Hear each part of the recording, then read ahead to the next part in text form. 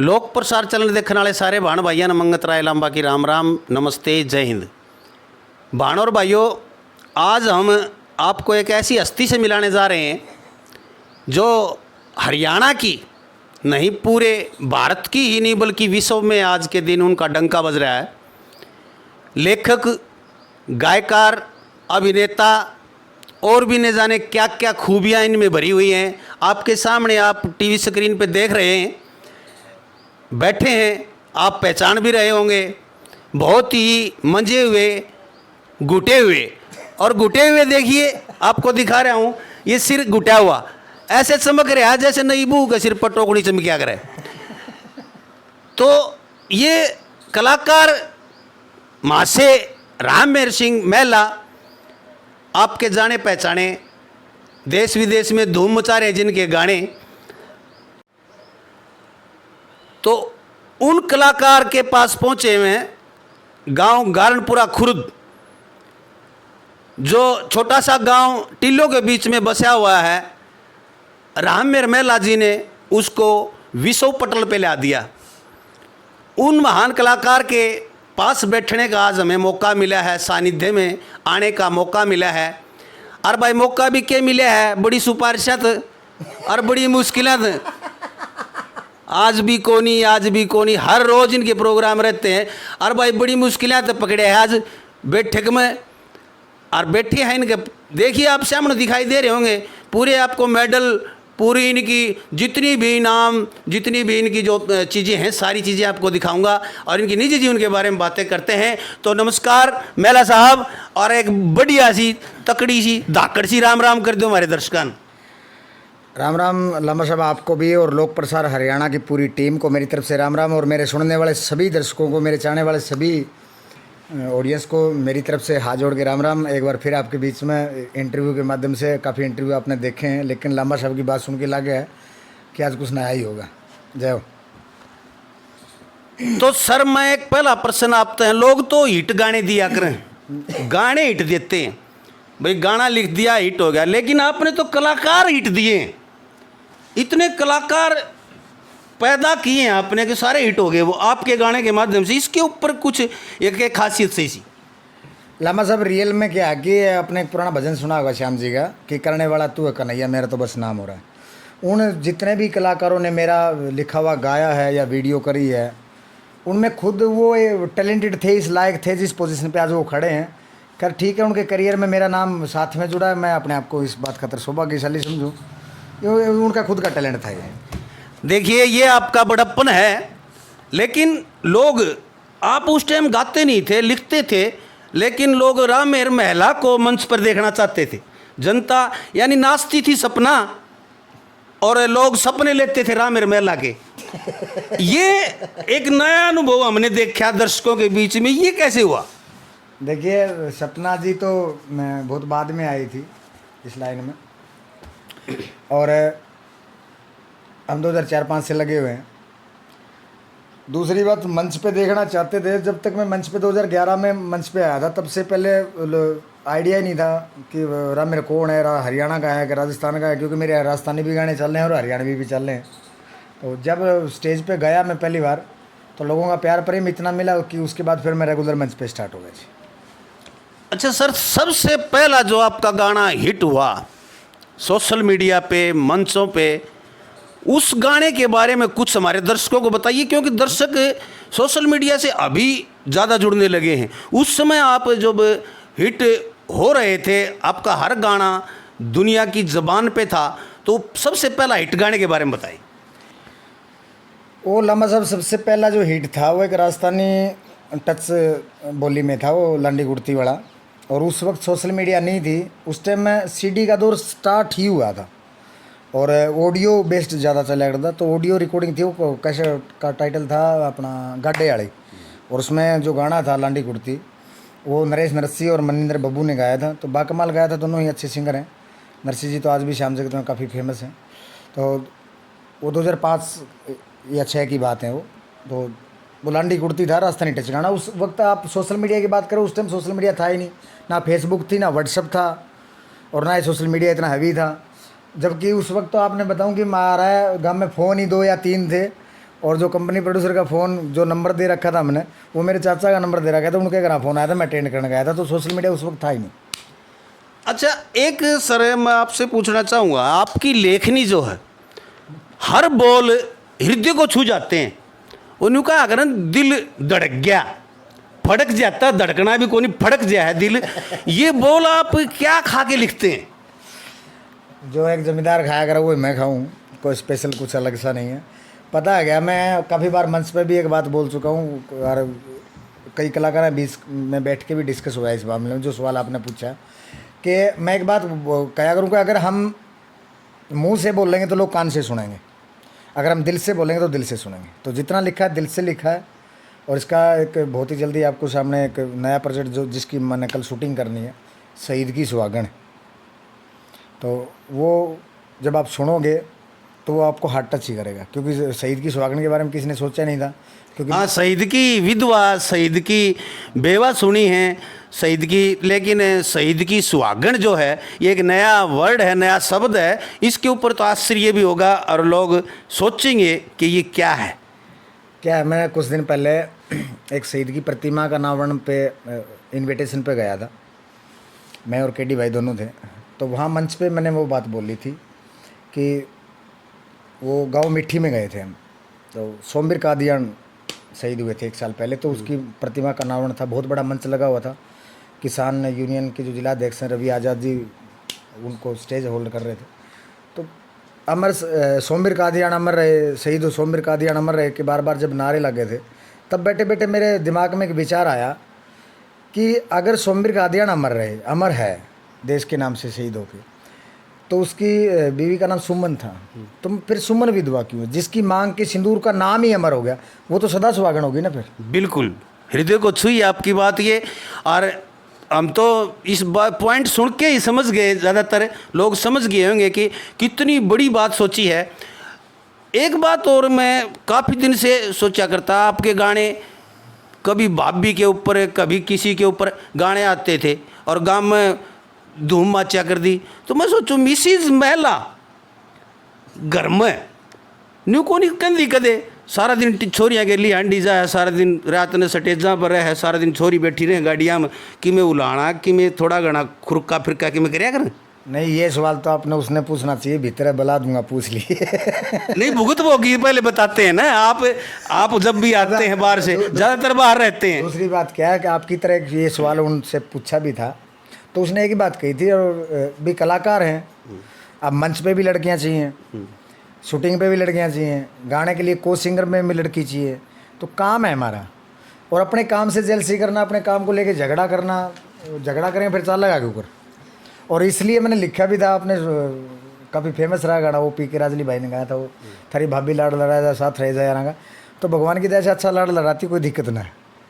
चलो अहो भाग्य आपके, भाई किस्मत वाले ने मिला करे ऐसा, मतलब ऐसी पत्नी जो शक नहीं करे। लेकिन औरत का तो एक स्वभाव है शक करना, हर औरत का स्वभाव है। वो क्या है, मैं तो आपने लंबा सा, चलो थोड़ी सी प्रैक्टिकल बात कर लें करियर सिनेरी। शक क्यों करते हैं? क्योंकि हम शक का दायरा खुद मेंटेन करते हैं। आप शक का दायरा ही मत बढ़ने दो ना। मैं रात को प्रोग्राम में घर आके सोऊंगा तो ये फ़ोन उसने पकड़ा के सोऊंगा। अच्छा। अब फालतू के फंडे नहीं है तो क्यों शक करेगी? अब मैं ये फ़ोन उससे छुपा के रखूँगा, इसके लॉक लगा के रखूँगा, तो उस खुद शक का दायरा मैं मेंटेन कर रहा हूँ, तो बाद में तो शक करेगी ना। तो शक का मैंने आज तक ऑफर ही नहीं दिया, वो चांस नहीं दिया कि वो डाउट करे, पहले क्लियर कर दो। वैसे आप मस्त मोलड़, मस्त बाबा, मतलब इन कई नामों से जाने जाते हैं। और मैं एक बात आपसे विशेष रूप से पूछना चाहूँगा कि आप जब भी सुमरन करते हैं तो गुरु का नाम श्री प्रेम सिंह लेते हैं शायद, और एक मंच से सुना था मैंने कि मैं खांडे वाले के साथ भी। देखिए मैं बताऊँ आपने लंबा साहब, प्रेम कुमार जी, मेला गांव बुद्धसिल्ली, नियर अबाउट शिवानी मंडी, हाँ जी, वो मेरे गुरुजी हैं। उन्होंने ही मेरे को दिशा निर्देश दिया था लिखने का। वैसे लिखा तो मैं बचपन तक करता। उसके बाद एक टाइम पीरियड ऐसा आया लाइफ में कि मैं भूल गया कि मैं राइटर भी हूँ, क्योंकि बचपन में जो लिखा रहे थे शौक के तौर पे लिखा रहे थे। फर्स्ट ईयर तक गए, कॉलेज में गए तो शौक के तौर पे वो कदे शायरी लिख दी, कदे गज़ल लिख ली, कदे गाना लिख लिया। बाद में अपना घर लाइफ में सेटल हो गए थे तो भूल गए थे हम राइटर हैं। जो दिशा निर्देश प्रेम कुमार जी मेला ने मेरे को लगाया, और जो उन्होंने एक ही गुरु मंत्र दिया था जिसके ऊपर मैं आज तक टिका हुआ हूँ कि अपने मुंह से ना ऐसा बोलना है और ना ही अपनी कलम से ऐसा लिखना है जिससे हरियाणवी कल्चर की बेइज्जती होती है। हरियाणवी कल्चर के मान सम्मान के लिए जितना लिख सकता उतनी कोशिश कर। तो उस दिन के बाद आपने एक बात नोट करी हो, देवर भाभी का लिखा हो, मियाँ बीबी का लिखा हो, चाहे जीजा साड़ी का लिखा हो, तो वो जो नोक झोंक है वो भी मेरी मर्यादित रहती है। क्योंकि इतना तो अपना प्रैक्टिकल समाज में अगर जीजा आ गया तो साड़ी मजाक करेगी, देवर भाभी का मजाक बनता है, मियाँ बीबी की भी थोड़ी बहुत कंट्रोवर्सी बने हैं। तो ये तो प्रैक्टिकल बातें, प्रैक्टिकल ही मैं लिखा करूँगा। पंजाब में एक कहावत है कि सौखी की सब तो औखी। तो सीधे और सरल भाषा में मैं अगर भजन भी लिखे हैं तो सीधी सरल भाषा में लिखे ताकि सुनने वाले को क्लियर समझ में आ जाए कि रामर ने के बोला और के लिखा है। दूसरी बात, एक आदर्श बंदा गुरु से कम नहीं होता, क्योंकि आदर्श के पद चिन्हों पे हम चलना चाहते हैं। तो पंजाब से मैंने बाबा गुरदास मान जी को सुना है, जब से होश संभाला है तब से सुन रहा हूँ। और हरियाणा में आज़ाद सिंह खंडाखेड़ी जी का फ़ैन रहा हूँ। आज भी कोई गाना लिखते हैं मार्केट में आता है तो सबसे पहले आज भी दिमाग में एक बात रहती है कि आज़ाद जी क्या कहेंगे इसके बारे में, क्योंकि वो उनका शब्दकोश इतना विस्तृत है। और वो उस दौर में रागनी कंपटीशन में अपनी पार्टी बना के खड़े हुए थे, जिस दौर में कंपटीशन के नाम से मर्यादा हरियाणवी कल्चर की छोड़ चुकी थी। फूडता परोसी जा रही थी, फूडता परोसी जा रही थी। और उस फूडता के दौर में एक पाक साफ शुद्ध कलाकार आया था और कभी गंदा नहीं बोला, कभी गंदा लिखा नहीं, मुद्दे की बात की है। आज भी उनके साथ जब स्टेज साझा करने का मौका मिलता है मैंने, तो उसके मुंह का नहीं देखते रह जाऊँ कि वो बोलेगा कि, क्योंकि उसका एक स्टेज हमें आने वाली 10 स्टेज खतरे, मतलब इतना कॉन्फिडेंस दे दे है। तो आदर्श बंदा गुरु से कम नहीं होता, वो गुरु के बराबर ही होता है। गुरदास मान जी और आज़ाद सिंह खंडाखेड़ी जी को दोनों ही मेरे आदर्श से गुरु तुल्य। तभी तो एक 2 लाइन लिखी है आप पे। आजकल के बुढ़े बुढ़ी छोरे छोरिया की जान है मेला, आजकल के बुढ़े बुढ़ी छोरे छोरिया की जान है मेला, अपनी कलम से जो जहाँ को हिला दे, अपनी कलम को जो जहाँ से हिला दे वो तूफान है महिला। तो इस तूफान के जो, अब मैं एक छोटी सी बात और पूछना चाहता हूँ सर, आपका एक गाना तो ये, अरे एक अभी 5-7 दिन पहले बड़ा हिट गाना दिया था आपने, और बावड़िया बावड़िया, तो ये शब्द आपने ढूंढा, ये बावड़िया जो शब्द है, लोग आपको ये समझने लगे कि लम्बा साहब एक बात बताओ, प्रैक्टिकल बात करते हैं। चलो ग्राउंड से आपने देखा, मैं गाँव में रहूँ, अब आप इंटरव्यू स्टार्ट से पहले पूरा महकमा बैठा रहा, सोशल बंदा हूँ, समाज से जुड़ा। क्लियर सी बात है, चाहे कितना ही सियाना हो, लुगाई से ऐसी मानती नहीं है कि महला सियाना है। मारला बावड़िया नहीं कहेगी, मारला तो बोले बावड़ा, थारला सियाना है। ठीक है, हर लगभग औरतों को सारा तो कौन करना, क्योंकि सियानी समझदार भी बहुत हैं, बावड़ी भी बहुत हैं, क्योंकि समाज में हर तबके के लोगों में आदमी ने आपकी लुगाई सुथरी नहीं लगती। ये बात भी सही है। और लुगाई ने आपका गला छेड़ा को लगता है, ये प्रैक्टिकल बात है। 99% तो मैं नहीं कहूँगा, लेकिन 70-80 जो भी है समाज की औसतन निकालेंगे तो लुगाई ने, आदमी ने आपकी गला इतनी सुथरी को लगती जितनी पड़ोसी की लगे, और औरत ने आपका गला इतना छाना को लगता जितना पड़ोसी या देवर जेठ उसको छाने लगते हैं। तो वो नहीं हुआ कि माला तो बावड़ा है। तो फिर भी कहीं ना कहीं एक दूसरे के प्रति जो प्रेम होता है, एक दूसरे के प्रति जो समर्पण हुआ है, और जो प्रेम जब कभी प्रदर्शन करना, उसका दिखाना पड़ता है या जताना पड़ता है, तो वो प्यार था बावड़िया में। ना मैं इतनी सुथरी, ना कोई लोग नहीं को उनके दी मैं तो सुथरी को ने क्या कोई इतना नहीं कहती, लेकिन मैंने कुआया है। जो कलाकार करना नहीं चाहता वो काम आप करवा देते हैं। नहीं, क्योंकि पता क्या है, मियाँ बीवी के बीच में पसंद नापसंद का कोई सवाल ही नहीं होता एक दूसरे को लेके। वो परिवार के प्रति जिम्मेवार होते हैं, बाद में बच्चे हो जाते हैं, फिर बच्चों के प्रति जिम्मेवारी हो जाती है। उनका शकल से नहीं, दिल से रिश्ता, दिमाग से रिश्ता, आत्मा से रिश्ता होता है। तो इसलिए लिखा था, मैं इतनी सुथरी नहीं हूँ, लेकिन हमारा बावड़ा मेरे से प्यार बहुत करता है। वैसे मेरे एक मित्र हैं, वो शादी को समझौता मानते, बोले समझौता हाँ कराया है भाई। तो ये मैं बताऊँ, आपने देखो काफ़ी कलाकार भी, काफ़ी चुटकुले भी आपने सुने होंगे। शादी के बाद अगर मियाँ बीवी का गण मिल जाता है, विचार मिल जाते हैं, तो आपका घर स्वर्ग है। अगर आप विचार नहीं मिला पाते हैं तो फिर समझौता है, क्योंकि अपने समाज में ये तो है नहीं कि आपने तलाक करके उसको टपा दिया। बिल्कुल जो बोलना लिया दिया क्लियर है। बिल्कुल बिल्कुल। अच्छा, दूसरी बात क्या है कि वैसे आपकी तरह एक सवाल पूछा था किसी ने, बोले ब्याह का लड्डू खाओ वो पिस्ताओ, ना खाओ वो पिस्ताओ है। मैं पिस्ताना ही है तो फिर खा के तो देख लो, भूखे क्यों रो। शादी समझौता नहीं, और विचार मिलते नहीं, विचार मिलाने पड़ते हैं। हम 5 भाई बहन हैं, 3 मेरी बहनें हैं, 2 हम भाई हैं। हम पाँचों के अगर आप विचार के बेस पे बात करो तो पाँचों कलाकार तो नहीं बने ना। नहीं, छोटा भाई मिस्त्री का काम करता है, बड़ी बहन की शादी राजस्थान में हुई है, एक अपना पंजाब बॉर्डर पे टोहाना के पास डांगरा गांव में है। तो उनके विचार एक तो वो राजस्थानी परिवेश में है, वो वहाँ टोहाना तो अपना पंजाबी कल्चर टच कर जाए, तो वो उस परिवेश में है। लेकिन जब हम पांचों इकट्ठे होते हैं तो विचार मिला के बात करते हैं, क्योंकि एक दूसरे से प्रेम करते हैं। तो इसी तरह मियाँ बीबी ने एक दूसरे से प्रेम करके विचार मिलाने की कोशिश करनी चाहिए, और कोशिश करने तो कामयाबी मिला कि फिर घर सोरो की सरों के समझौता नहीं है, ये मज़ा है। सारे राम मेरे मेला नहीं हो सकते और सारे मिसिज मेला नहीं हो सकती, ये तो आप सीधा उसको माया कह सकते हो। हाँ, माया तो वो हो, फिर तो माया तो पहले ही है आपके पास, और अब तो दोनों हाथों से भगवान दे रहा है, लुटा रहा है आपके ऊपर।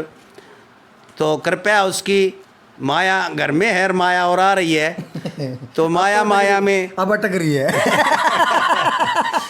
नहीं, ये कलाकार का एक माया से इतना लोभ नहीं होता, मैंने सुना है। लेकिन क्या है कि जो कला का जो प्रदर्शन करना होता है, जो कला दिखानी होती है, जो दिल में है, वो उमंगें और जो हिलोरे मारती हैं वो हम बाहर लाके पब्लिक के सामने रख देते हैं। देखिए लामा साहब, आपने बताऊं, जो मेरे पास सबसे बड़ी पूंजी है, सबसे कीमती पूंजी है, और उससे फालतू परमात्मा मेरे विचार से मेरे को देगा भी नहीं, जो उसने मेरे को इतनी बड़ी पूंजी दे रखी है, वो है मेरी कलम।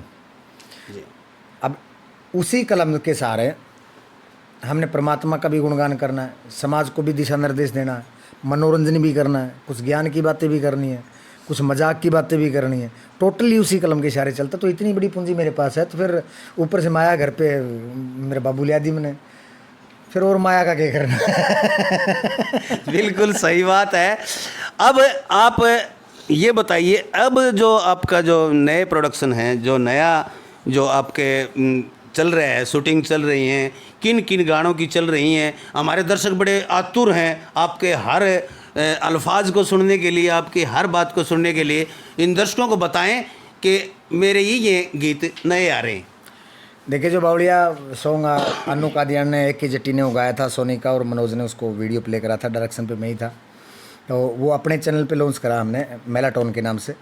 तो मैं सबसे पहले तो धन्यवाद दूंगा सभी सुनने वालों का, सभी दर्शकों का, मेरे चाहने वालों का, कि बिना प्रमोशन के एक नए चैनल के ऊपर जो गाना डाला और जो आपने प्यार दिया, उसके लिए दिल से धन्यवाद आपका। और आगे से जैसे मैंने बताया कि कल जो गाना की एक अन्नू ने, एक के जट्टी ने वो गाया है, और सोनिका और मनोज ने उसका वीडियो किया है, ऊंचा चौबारा के नाम से। वो भी मियाँ बीवी के अपने प्यार भरी नोकझोंक उसके अंदर है, उसका ऑडियो वीडियो कंप्लीट है। लेकिन मैं अभी जो कल गाना शूट करना, वो 15 अगस्त से पहले मैं सोचता हूँ, क्योंकि 15 अगस्त के महीने में थोड़ा सा देशभक्ति वाला माहौल हो जाए, तो कल शूट करके उसको 10 या 11 तारीख तक मैं कोशिश करूँगा शहीद की सुहागन आपके बीच में देने की।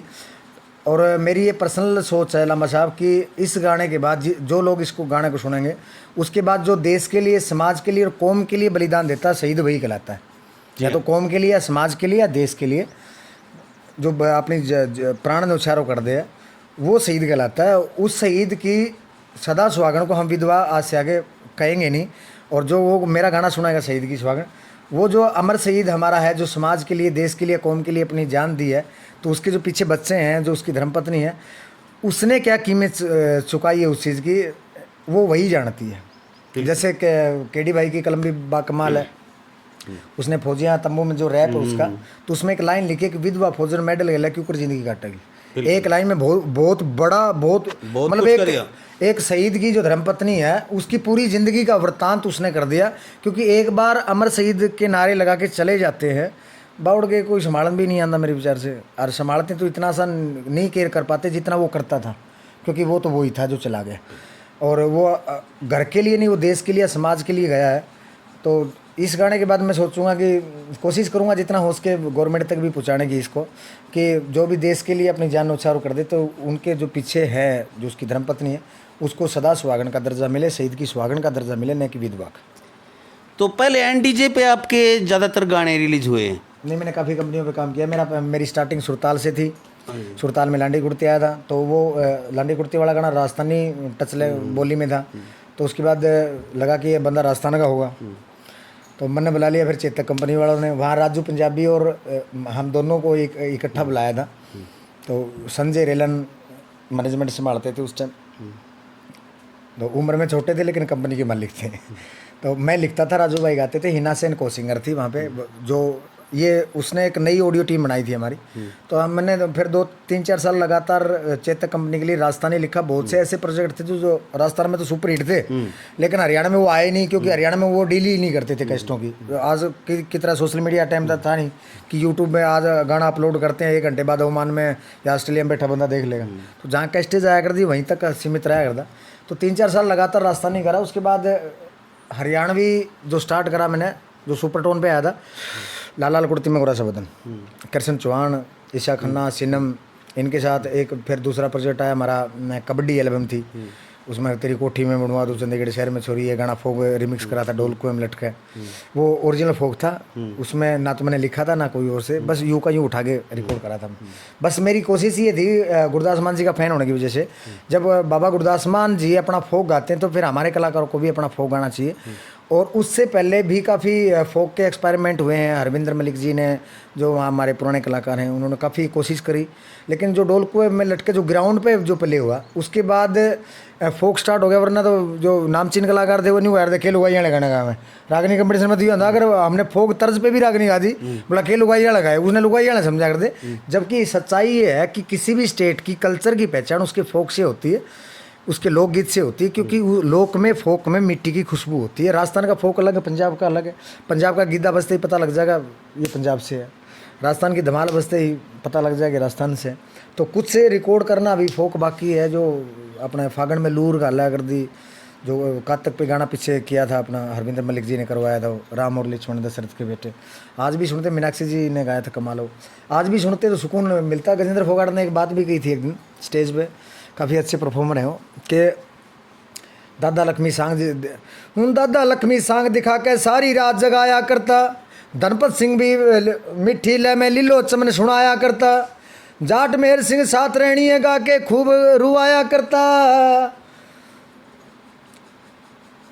क्या लाइन थी उसकी यार, आज राम और लक्ष्मण दशरथ के बेटे कोई भी गाता ना, सारा ढूंची के हो रही, समझ में कुछ भी आता ना। आज शोर पे जोर है, बिल्कुल। हालांकि मैं भी उस शोर का हिस्सा हूँ। देखिए, शोर का हिस्सा है, लेकिन शब्द जो है ना आपके, जो बोल हैं आपके, वो अलग होते हैं, लोग उन पे ध्यान देते हैं। चलो, साज संगीत जो है ज़माने के साथ चल रहे हैं, लेकिन बोलों में ज़माने के साथ नहीं है। तो ये हम ये कह रहे थे, आगे जो गीत आएंगे आपके क्या मेलाटोन पे आएंगे सर?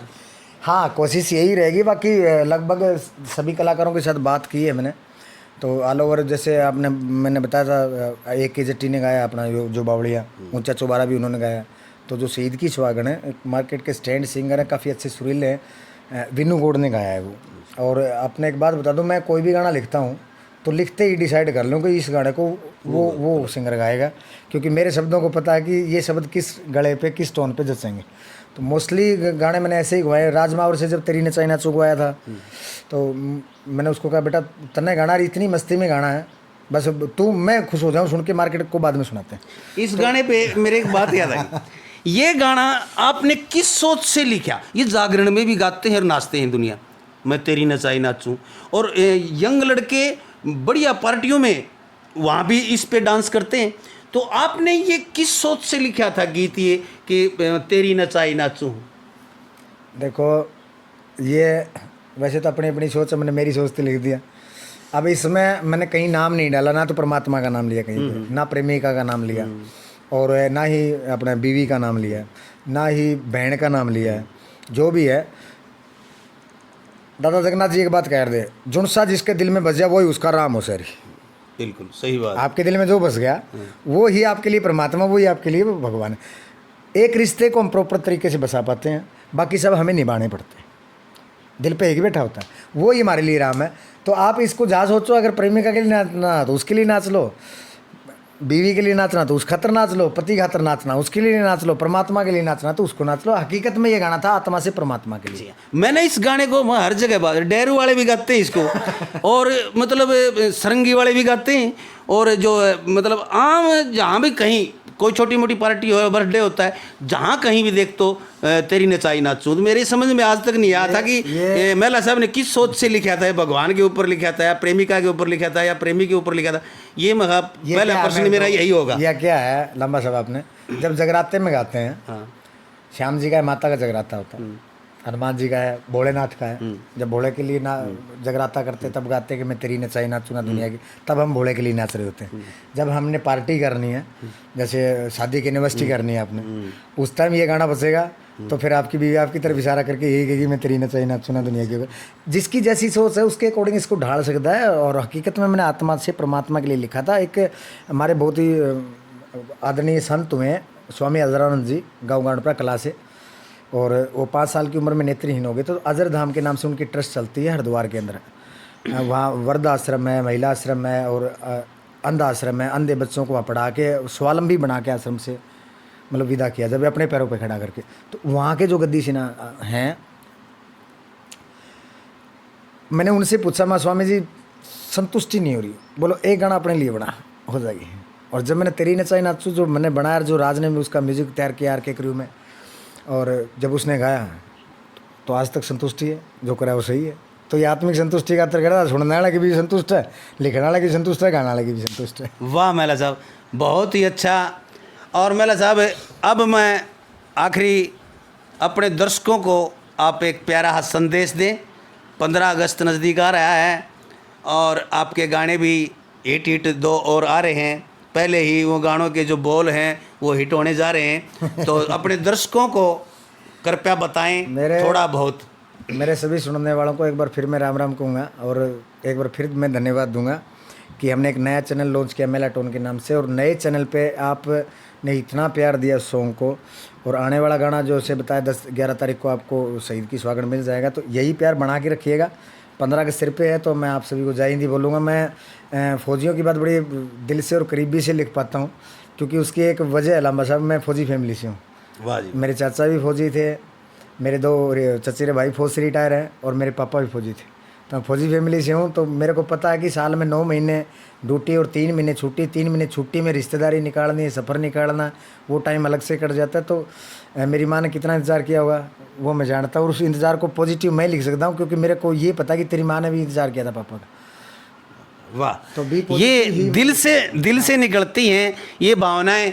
तो मेला साहब, आपका बहुत बहुत धन्यवाद, बहुत घना सारा धन्यवाद, दिल से तहे दिल से धन्यवाद। और भाई साथियों, आपको ऐसे ही बढ़िया बढ़िया कलाकारों से मिलाते रहेंगे। देखते रहें लोक प्रसार हरियाणा। और भाई सब्सक्राइब कर दो, मेरे थोड़े कमीरे ही है वो आप जोटा मार दो। हाँ साथियों, मारला भी कर दियो गेले भाई। हाँ, मेला साहब का भी कर दियो भाई, मेला टोन्स। नमस्कार, जय हिंद, प्रणाम।